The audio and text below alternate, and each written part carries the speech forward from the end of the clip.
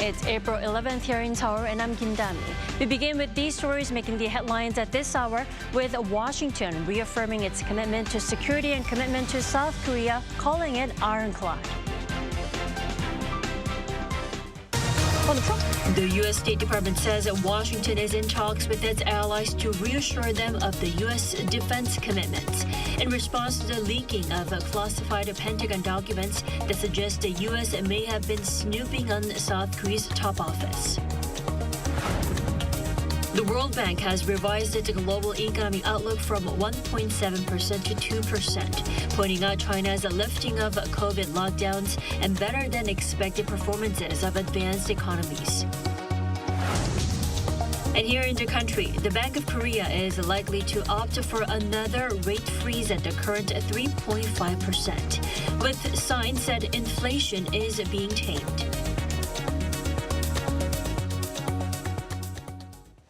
Regarding its leaked military documents, the U.S. says it's working to reassure its allies and partners, calling its commitment to South Korea ironclad. Now, this comes as another document, this time showing Seoul's plan to deliver artillery shells, has been found online. Our Song Yujin leads our coverage this morning. The United States says it is engaging with allies and partners regarding the recent leak of its highly classified military documents. The leak has been causing alarm around the world as some documents show the U.S. could have been eavesdropping on key allies like Israel and South Korea. U.S. officials across the interagency are engaging with allies and partners at high levels over this, including to reassure them of our commitment to safeguarding intelligence and the fidelity of securing our partnerships as well. When asked about how the leak could impact South Korea-U.S. relations, the spokesperson said Washington's commitment towards Seoul remains ironclad. He went on to emphasize that South Korea is one of Washington's most important partners in the Indo-Pacific region. But concerns are growing in South Korea as another document related to the country has been found online. On Monday, local media outlets reported on a printed document titled ROK 155 Delivery Timeline. The one-page document dated February 27th includes a 72-day timeline of when and how South Korea will deliver 330,000 artillery shells. Though it does not mention the final destination of the 155mm shells, a previously leaked conversation between President Yoon Suk-yeol's then Secretary for Foreign Affairs and his National Security Advisor suggests it could be Ukraine. Citing the leaked documents, the New York Times detailed the two advisors' conversation where the Foreign Affairs Secretary expresses concern that the U.S. would not be the end user if South Korea complies with its request for ammunition. In February, the U.S. had reportedly inquired about purchasing ammunition from South Korea, but Seoul was worried about supplies reaching Ukraine and going against its long-standing policy of not supplying weapons to countries at war. The National Security Advisor then suggests selling 330,000 rounds of 155mm artillery shells to Ukraine's neighbor Poland as a roundabout solution to the issue. Seoul's defense ministry declined to provide any specific details regarding this matter, saying that the Korean and American governments are discussing ways to support and protect Ukraine's freedom. 송유진, Arirang News. Seoul and Washington are set to kick off annual defense talks, with enhancing deterrence against North Korea likely to top the agenda. According to Seoul's Defense Ministry on Tuesday, the Korea-U.S. Integrated Defense Dialogue, or KIDD, will take place in Washington, D.C. on Tuesday and Wednesday. The South Korean side will be led by Deputy Minister for Defense Policy Ho Tae-gun, and the U.S. side will be headed by Eli Ratner, Assistant Secretary of Defense for Indo-Pacific Security Affairs, and Siddharth Mohandas, Deputy Assistant Secretary of Defense for East Asia. Following the meeting, Seoul, Washington, and Tokyo, in a separate meeting, will discuss sharing missile warning data in real time to counter the North's threats. North Korean leader Kim Jong-un has once again ordered his military to ramp up war deterrence capabilities. According to North state-run media on Tuesday, Kim presided over an enlarged meeting of the Central Military Commission of the ruling Workers' Party of Korea on Monday. where he stressed the need for a practical and aggressive expansion of war deterrence, presumably referring to nuclear capabilities. The report says the meeting was convened following what it claims are increased threats posed by the aggressive acts and policies of South Korea and the U.S. The regime held such military meetings in February and March, which is considered a rare move as the North normally carries out the meeting roughly every 6 months. Staying on the Korean Peninsula, North Korea hasn't answered the daily inter-Korean phone calls from the South for the 4th straight day. Now, the absence of response is presumed to be intentional. Our Choi Min-jung explains what may be the reason behind this. North Korea has on Monday remained unresponsive to routine calls with South Korea for the 4th day in a row. Accordingly, Seoul believes Pyongyang has unilaterally cut all communication. During the weekend, the North did not respond via the military communication line, and this morning there was no response from the liaison office and the military communication line. For now, we are putting more weight on the possibility of a unilateral blockade by the North. The Unification Ministry on Monday added it will review how to respond while monitoring the situation closely. The inter-Korean liaison communication channel and a military hotline are normally used twice a day, but there has been no response via either since Friday. It is unclear why the North remains unresponsive, but an expert says Pyongyang's move appears to be in protest of the ongoing security cooperation between Seoul and Washington. So it's another way of North Korea issuing stern warning to United States and South Korea that it does not appreciate the augmented security cooperation between the two countries, especially the ongoing and elevated security cooperation and military exercises. The expert did point out, however, that this measure should not be regarded as the North's determination to carry out a substantial measure of retaliation or provocation, as it may only be a warning. The ministry adds this is the first time that calls have stopped for longer than a day since communications were restored in October 2021. Prior to that period, North Korea had cut off cross-border communication for about 2 months in protest of the Seoul-Washington joint military drills. Choi Min-jung, Arirang News.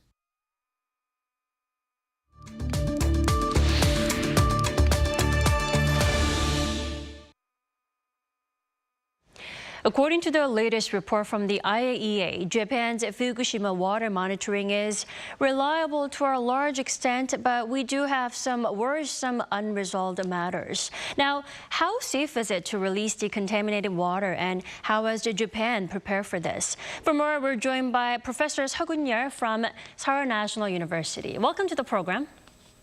Good morning to you. Good morning. First off, the recent IAEA report pointed out that Tokyo still needs to address some lingering concerns regarding the water release plan. Now, Professor, walk us through the report briefly. What are those concerns? Okay, before getting into that report, let me start off by saying that there are 2 more reports in the pipeline, first of all. And second of all, that report number 4 tasted like a thin soup.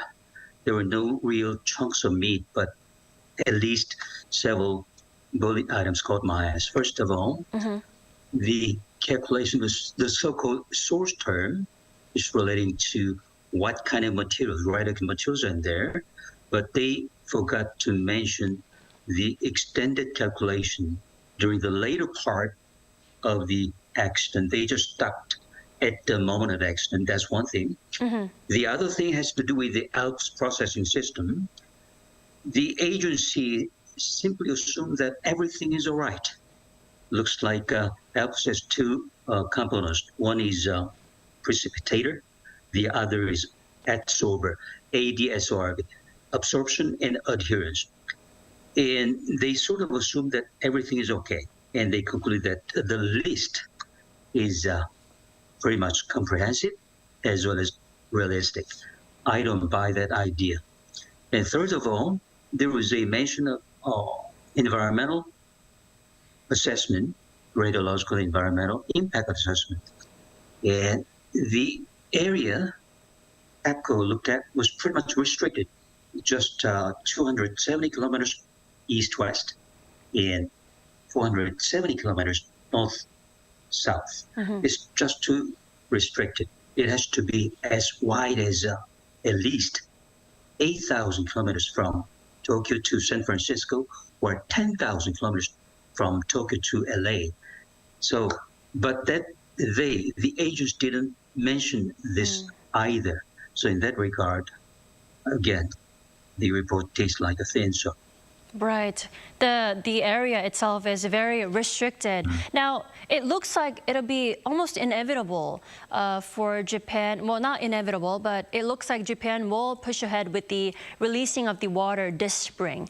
Now, what steps or procedures does Japan need to take now before actually releasing the water? I mean, what's on top of their to-do list to ensure it is safe? I'd like them to go back to the time of the accident to double check on the source term, what kind of materials, radioactive materials, and how much of it is included in the processed water. They try to process it, but it's not quite processed yet. 3/4 of the radioactive materials are still in there, then it's radioactive. And the situation is pretty much worse than they thought.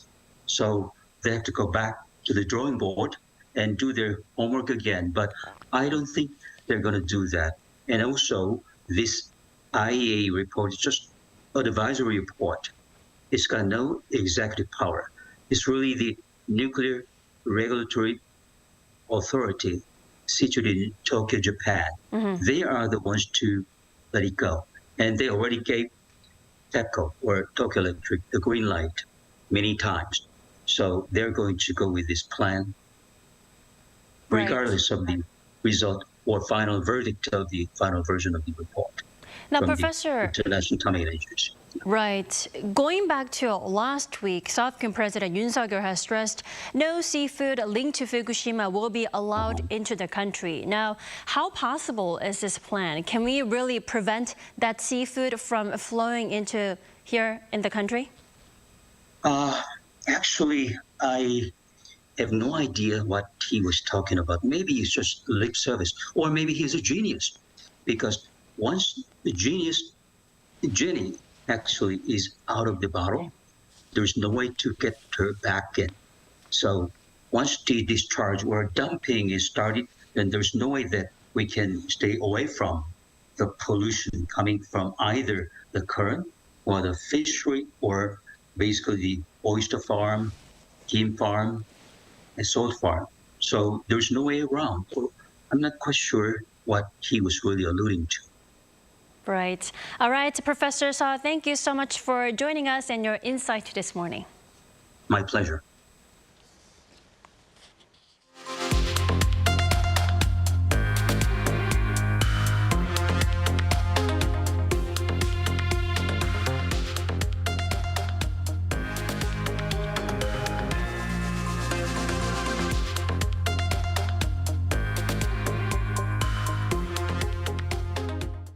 The World Bank has revised its 2023 global economic outlook from 1.7% to 2%.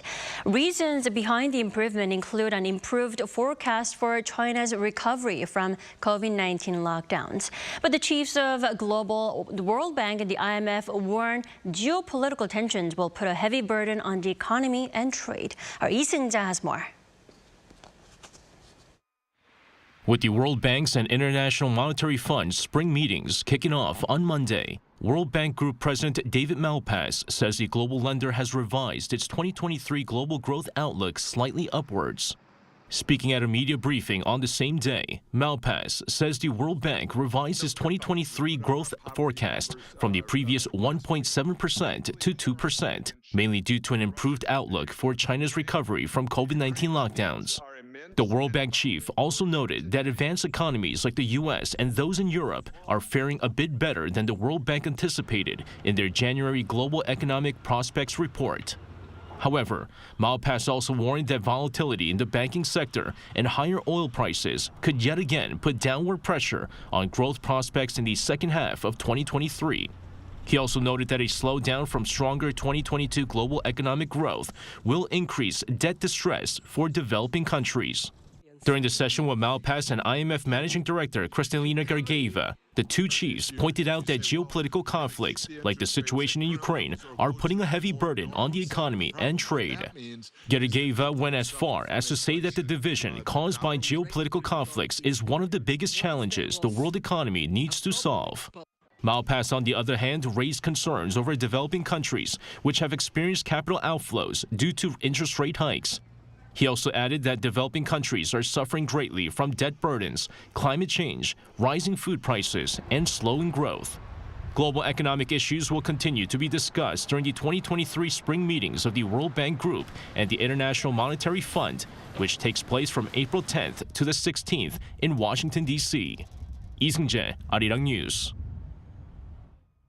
In the coming hour, the Bank of Korea will decide on the country's key interest rate and is highly likely to opt for another rate freeze.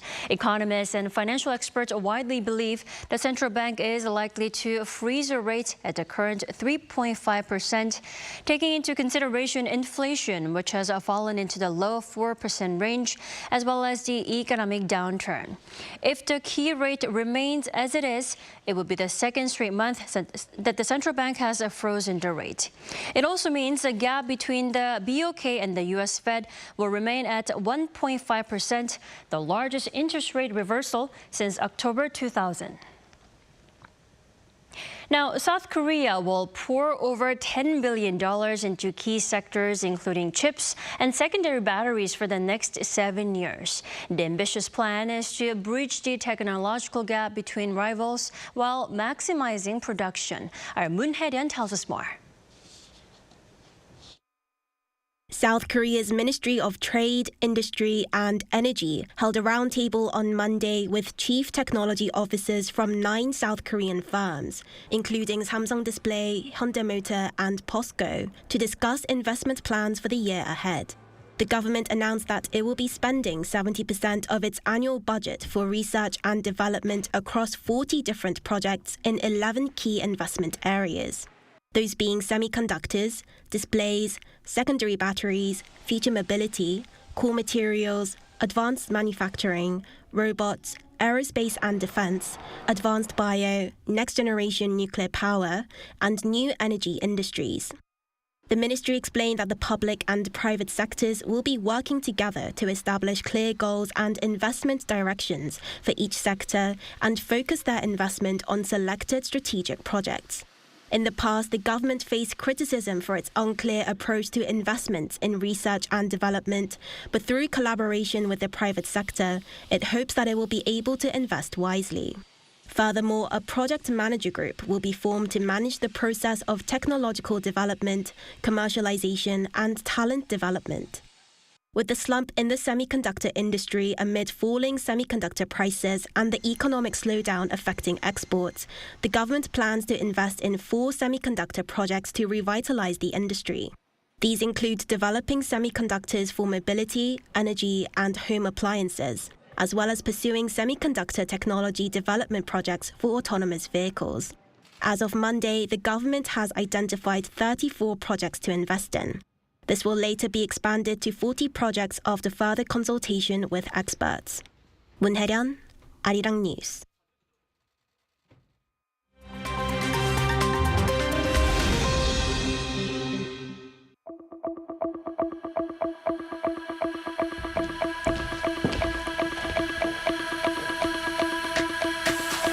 Good morning, I'm Matthew Ashley, and we now turn over to stories from around the world. We begin in the United States, where at least 4 people have been killed and 9 wounded in a mass shooting at a bank. The shooting happened in the state of Kentucky in Louisville on Monday local time. 3 of the wounded are in critical condition. The gunman was using a rifle and was shot and killed by responding police officers. He was identified as a 23-year-old bank employee who had recently found out he would be fired. He is said to have left a note to family and friends suggesting his intention to carry out the shooting and live-streamed the attack.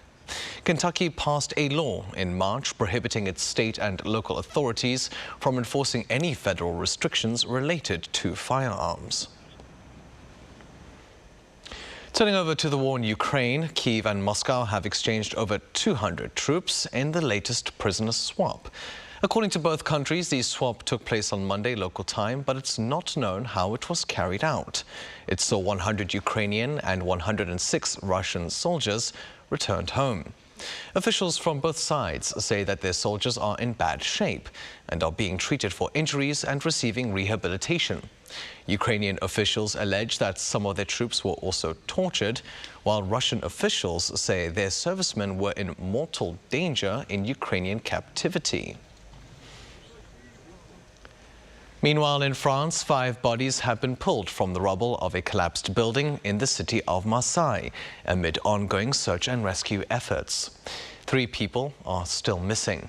The building came down after an explosion on Sunday morning, local time, which authorities say was likely caused by a gas leak. The explosion also damaged nearby buildings, causing 2 to partially collapse a few hours later. Initial rescue efforts were hampered by dust and heat from the fire, which took a crew of 100 firefighters hours to extinguish. The disaster marks the second time in 5 years that a building has collapsed in the port city. In November 2018, 8 people were killed when 2 houses collapsed due to structural issues. And finally, Sky News Australia is quitting TikTok.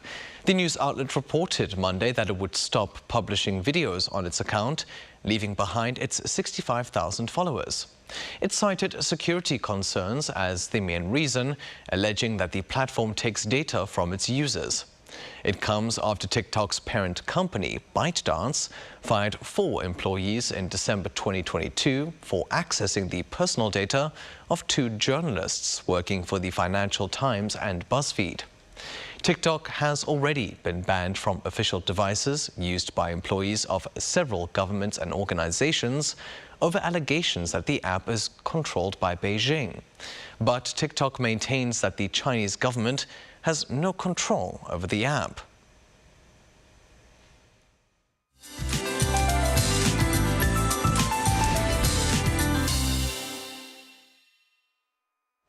Good morning. From yesterday's pleasant windy weather to storm-force day in store.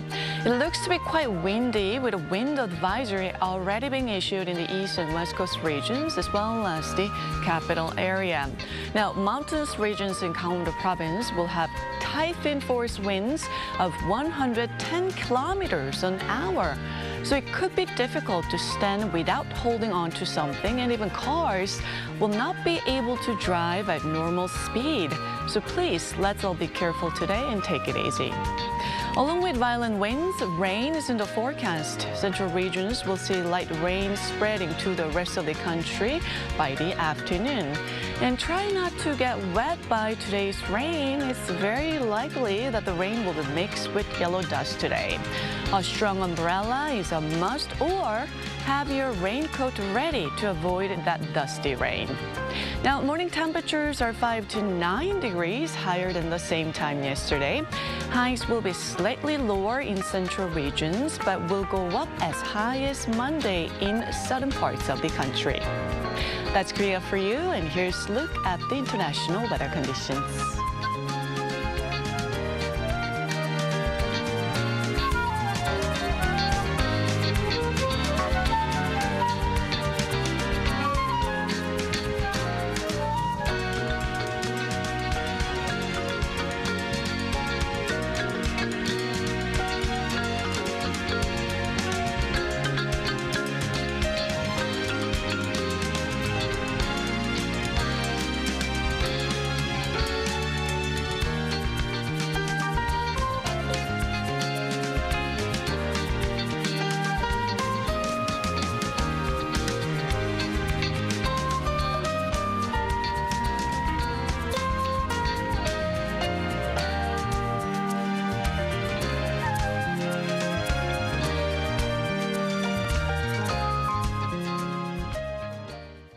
That is all we have for today's New Day at Arirang. We'll be back tomorrow for Wednesday's edition at the same time. Thanks for watching.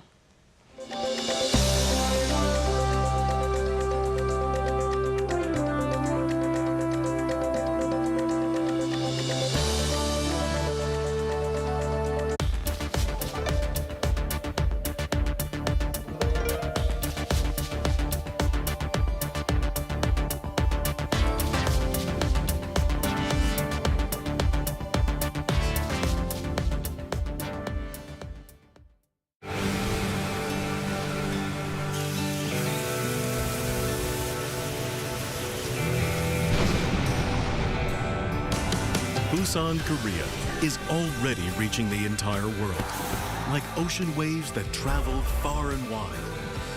It's Busan, the perfect World Expo city, transforming our world, navigating toward a better future.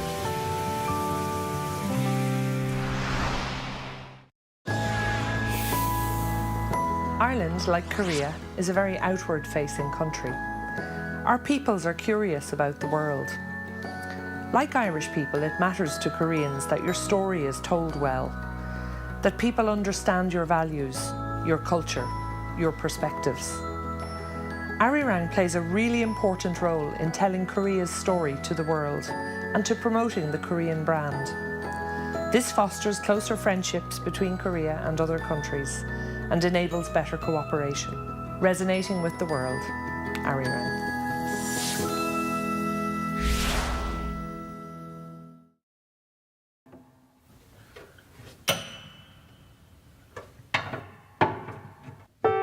나의 비밀을 아는 것은 낫기밖에 없다.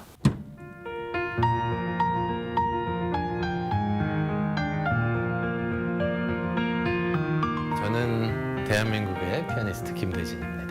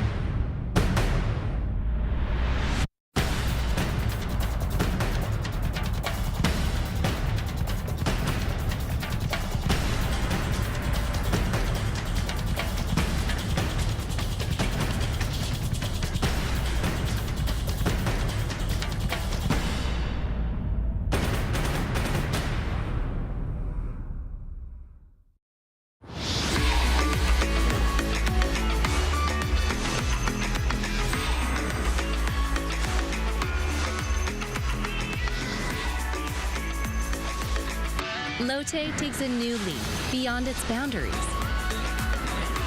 Our change will lead to better lives for all. New Lotte, the power of a better world. New today, better tomorrow. Lotte.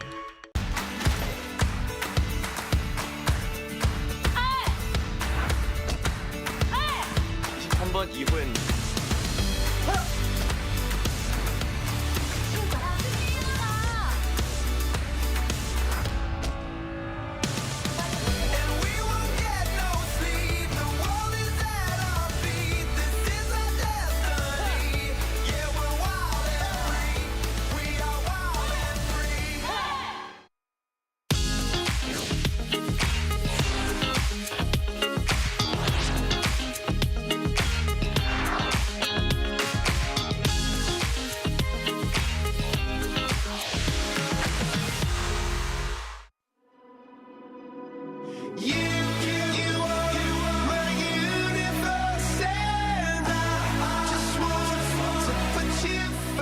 We're here to make a new type of news. New insights, new styles, and new topics every day.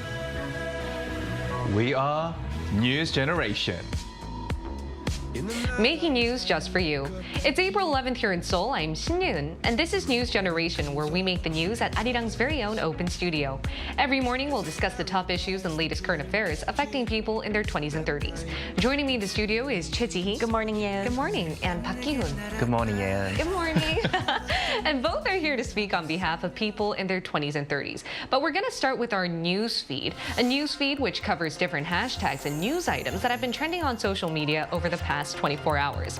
Now, the first one is gold prices have been on the rise. Last Thursday, the U.S. priced an ounce of gold at $2,025, which was already above the 3-month high broken a day earlier. It also hit its highest point since it was first listed on the Korea Exchange in 2014. Market watchers attributed the surge to high interest rates and the collapse of the Silicon Valley Bank and Credit Suisse that shook stock markets around the world. Moving on, it's flu season here in Korea, with many feeling symptoms like a sore throat, cough, and headaches. The KDCA on Monday said the number of people going to the hospital jumped by 85.2% in the last week of March. Health authorities cited fine dust and lifting of face masks that actually contributed to more people catching these diseases. And then back in October last year, Elon Musk said his secret to looking fit, ripped, and healthy was Wegovy. Now, this is an injectable originally made to help manage diabetes, but it gained FDA approval last summer for chronic weight management. On the internet, many people have been looking to get prescriptions for this appetite suppressant, especially since it's considered safe and effective. And studies found that you can lose 15 to 20% of your body weight if you get a shot of Wegovy regularly over 68 weeks. Now, why don't we talk more in depth about the third news item? Wegovy is currently undergoing phase 3 clinical trials here in Korea, and it may be released as early as the second half of this year or early next year. And health experts are worried that what might happen here once this weight loss drug becomes available here in Korea. There are reportedly some side effects from Wegovy, like nausea, diarrhea, or headaches, and data suggests that people who stop taking Wegovy could also experience yo-yo effects, which means gaining back the weight after the diet is over. So this is a topic of my interest as well, because I'm also trying to lose weight. I mean, it's such a, a lot of people are trying to do that here. So Ki-hoon, what captivated your attention when you first heard about this news item? I mean, to start with, obesity can become a very serious health problem if not treated properly. Luckily, South Korea ranks relatively low with obesity rate among OECD nations. However, more and more people, especially youngsters like us, kind of, we seek easier and faster ways to lose weight by taking these appetite suppressants. I've seen many friends who took these kind of like weight loss drugs. There's so many different products. Right, those pills as well, and they're quite expensive as well. But they only see short-term effects and end up just returning to the initial way. So pretty much just wasting money at the end. And for me, the best way to lose weight is to really watch what you eat, do regular exercise, like both cardio and muscle training. But also I think the psychology, it plays a very important role. So always keep telling yourself, that you're doing well, you're on the right track. I'm doing well. But at the same time, you have to be very strict on yourself as well. That's really hard. Be strict. Be strict on myself. But Ki-hoon, have you ever tried, did you want to try these injectables if they're out? Not injectables, I'm scared of needles. Okay. But I can take the pills. But if there are pills. There are side effects that I know, so I wouldn't do it. I would just exercise, eat less, and just do a lot of training and be involved in a lot of physical activities among your friends, because it makes it more entertaining. And keep your mental health at state, right? Right. All right. And the WHO has been raising concerns about how obesity rates have been tripling since 1975 worldwide. So being overweight or obese is a grave health concern. But what I found concerning was that people who aren't overweight or diabetic are trying to get hands on these drugs. That's why in the United States, there's been reports of shortages. Right. But they found out the people that were using them weren't doing it for their health. It was more based on their appearance. Did that worry you a bit? It definitely worries me. Now, if Wegovy, the whole purpose of it and the idea of it itself is quite welcoming, because like you said earlier, diabetes, obesity, and other weight-related chronic diseases are a huge public health concern. They are. And with this injectable, it could help alleviate this, the seriousness of the concern. However, what is concerning is that people who are not even overweight, who don't need them at all, are wanting to to get access to them just because of their looks. And we've talked about this in one of our previous shows before, how the youngsters have their ideal type of look and body. So that is really concerning. So what I think is needed is that once this injectable gets officially approved, then the government as well as health authorities, they must come up with strict guidelines so that people who don't really need them get to them, and kind of, like Ki-hoon said, what's more important is to stay healthy, exercise, not just depend on these drugs or injectables, right? Because they shouldn't be taken as shortcuts, right? Exactly. But a lot of people, including myself, understand what struggles these people are going through because, you know, you have these really high beauty standards. You want to stay fit all the time. So I do understand. But as both of our panelists mentioned, there are side effects and health concerns that need to be addressed first. And speaking of diets, today we're going to be talking about networking diets. And this is a relatively Korean term, but I think many of our global viewers can definitely relate, especially since networking has evolved for us, the thumb generation. Take a look at the screen to find out more.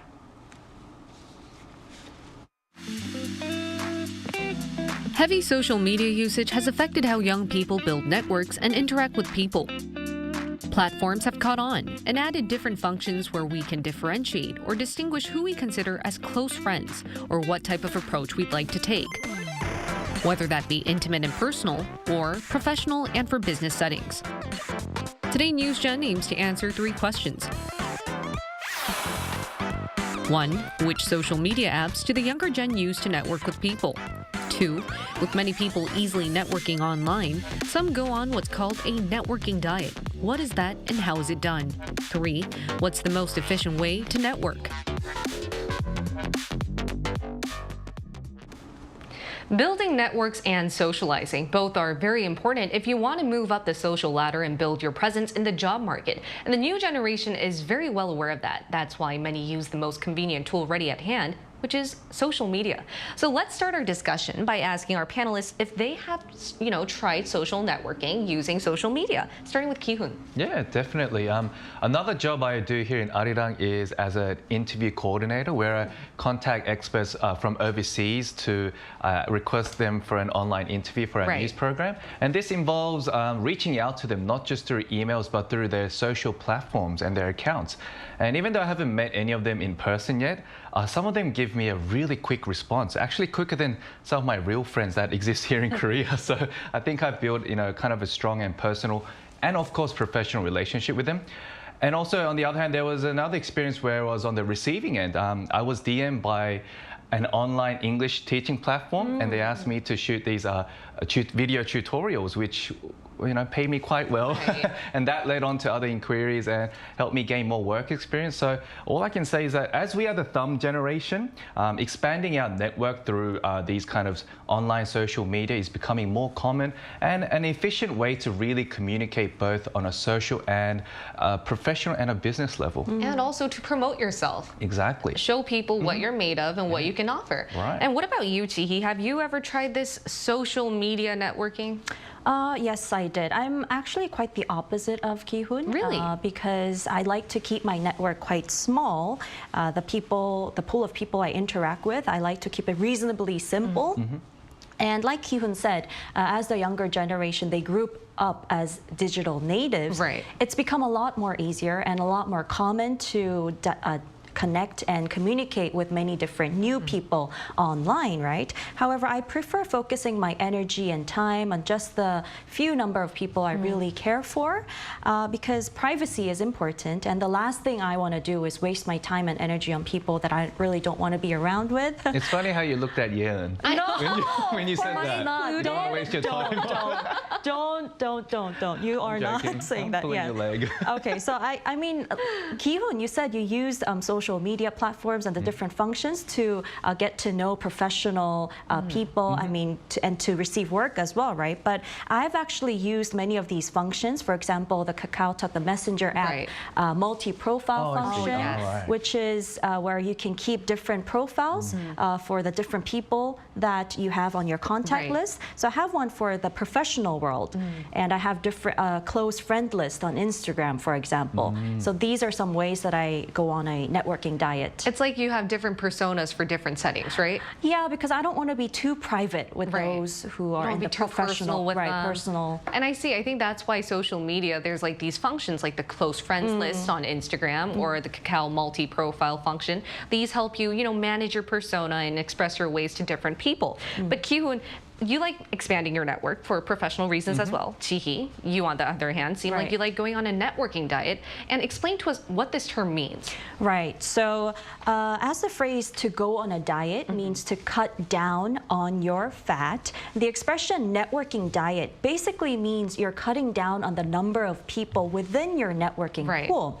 Right. So it's all about managing the people you keep in touch with according to your own personal standards. This is quite common among the younger generation because according to a survey, over 50% answered they have experience in this networking diet. Now, if we take a look at the screen for a moment, there are several reasons why people engage in the networking diet. According to the survey conducted by a job-seeking site here in the country, 51.8% of some 4,000 adults say unnecessary relationships are a burden. And this is the #1 reason for going on a networking diet.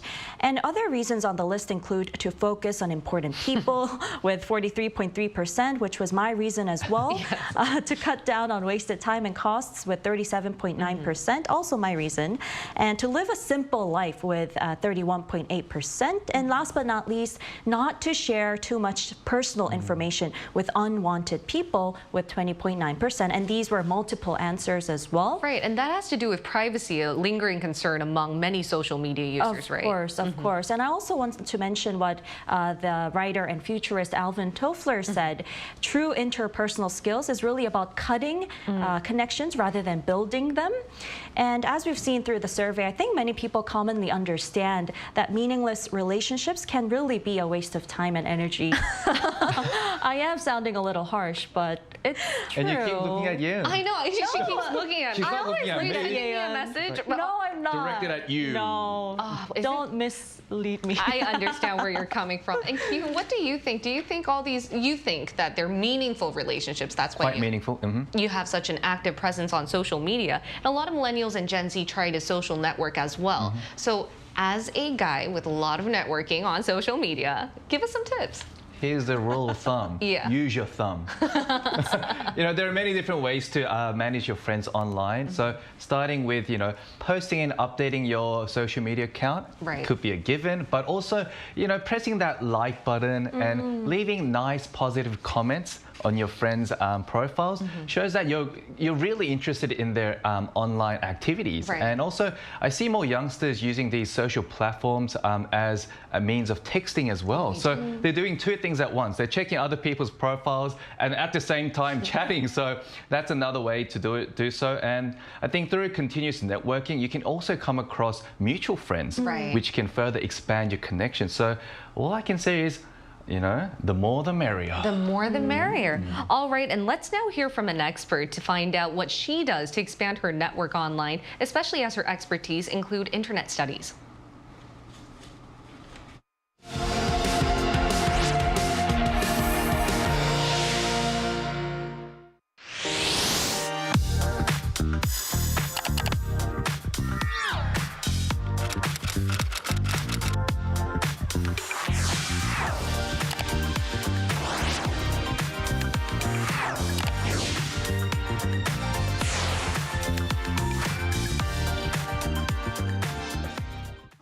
So we're now going to include an expert in our talks. It's Crystal Abadan, Professor of Internet Studies at Curtin University in Perth, Australia. Great to have you with us, Professor Abadan. Good morning. Thanks for having me.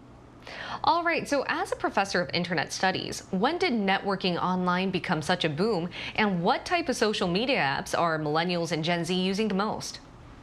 There are generally three phases in history, and the very early beginnings of the origin story would be around the late 90s, when people got into blogging and online forums. That was the beginning of how we were forming impression management around our persona, and it was primarily based on text or some sort of webcamming in the early days. In the second era, we saw the rise of social media platforms that integrated pictures as the central focus. Instagram, TikTok, YouTube, all of that requires a bit more skill with editing and performance, required us to be more of performers rather than thinkers, because impression management was here now focused on your face and appearance. In the third age now, we see a lot of people moving into messaging apps. They can be fairly large. A lot of the messaging app groups I've studied have up to 4,000 members, and yet they're considered private because someone needs to approve your access to go in. Sometimes you need to pay a subscription fee to use it. And yet that social networking happens behind closed doors because it's not accessible to everyone. So across these three generations, the most popular ones have moved from forums and blogs to the likes of Instagram and YouTube, and these days just about every other messaging app focus on a local market. Kakao Talk, Line, WhatsApp, Telegram are among the most used in the world. I see. Wow. And we talked about the Korean lingo networking diet. I think this has to do with the limited accessibility that you also mentioned. But is there a similar term or concept like this abroad? Oh, most definitely.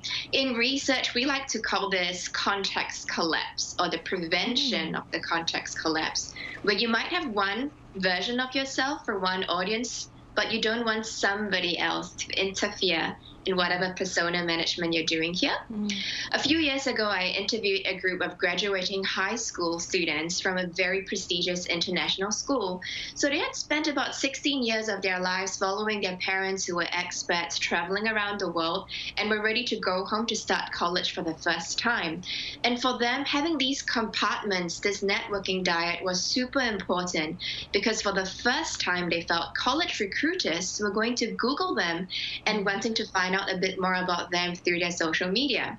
Now, instead of just deleting all their social media to look like professional young people, they ended up starting versions of social media that showed a fun side of themselves that was so believable as breadcrumbs, so that people would find those versions, stop doing that intense searching, and they could keep their actual social media away from people. And that was called doubling of profiles among these people that I interviewed. Right. I can totally relate with what she said right there, because I also said I keep multiple profiles on my messenger app just because I don't want some people interfering with my certain very private and personal persona. It's not just doubling. I think it's like tripling, quadrupling, because even for me, I try to manage a lot, but it's so hard. And that's why I would like to ask you the next question is, it seems so hard to be managing so many personas on social media. Also, there's concerns for privacy. So as an expert, could you give us any tips on how we could better network online? Yeah, most people who are in professional jobs who deal with very sensitive data, but who also need to remain quite connected and relatable to people on social media, feel that the safest way to do this is to have separate devices.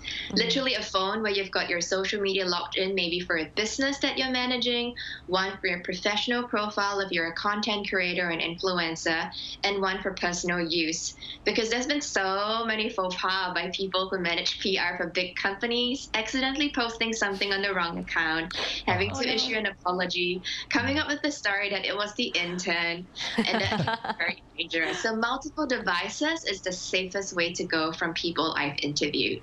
All right, after this interview, we might be having to go to a phone shop to see some multiple phones out there. Definitely. All right, thank you so much, Professor Abedin. It was a pleasure to hear from you and all your tips as well. You're welcome. Thanks, Professor. Thank you.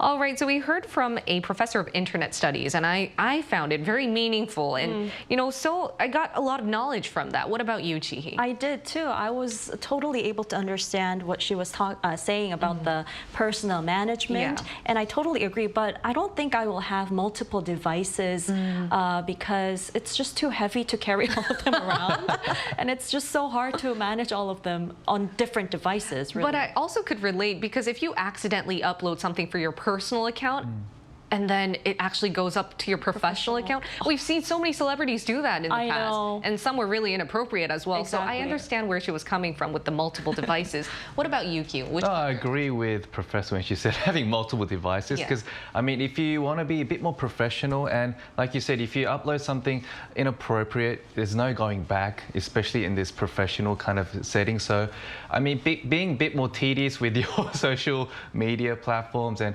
whatnot, I think could be a nice way to really show that you're ready in the real world. All right. And before we continue our talks, let's also hear our global viewers and what they feel about networking. Take a look at the screen to find out what a few of them had to say. So Chris Millard said, I feel like networking is important, especially in the early stages of your career. Benny said, networking for me is not important as of now, and if I can manage it, I do connect with them.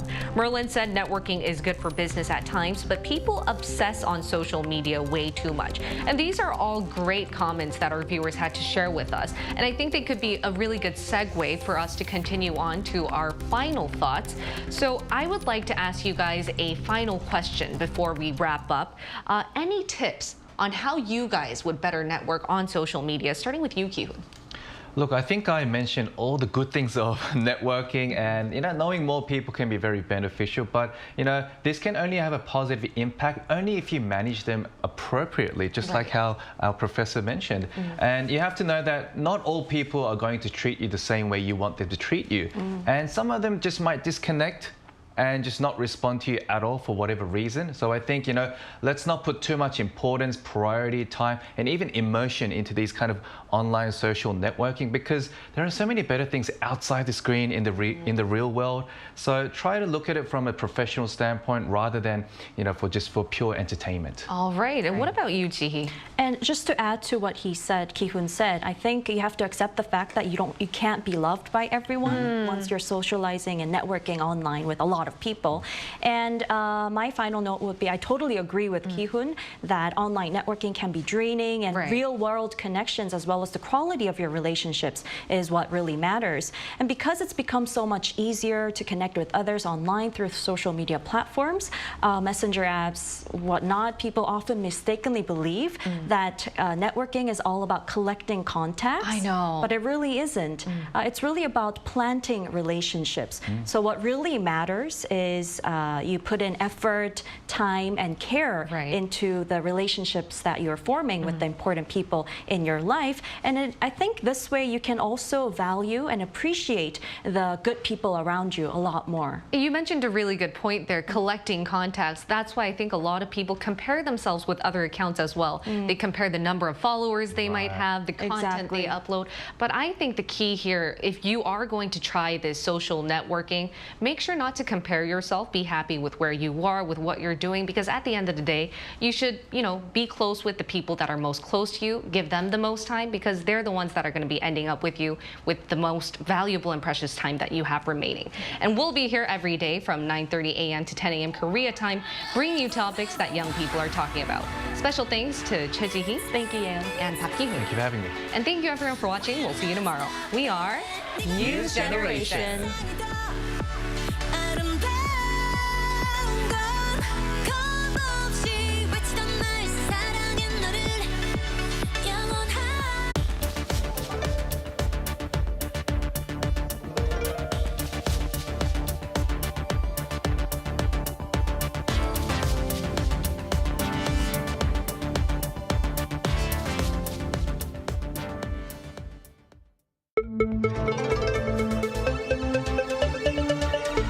The Globalists. Where does Korea need to go?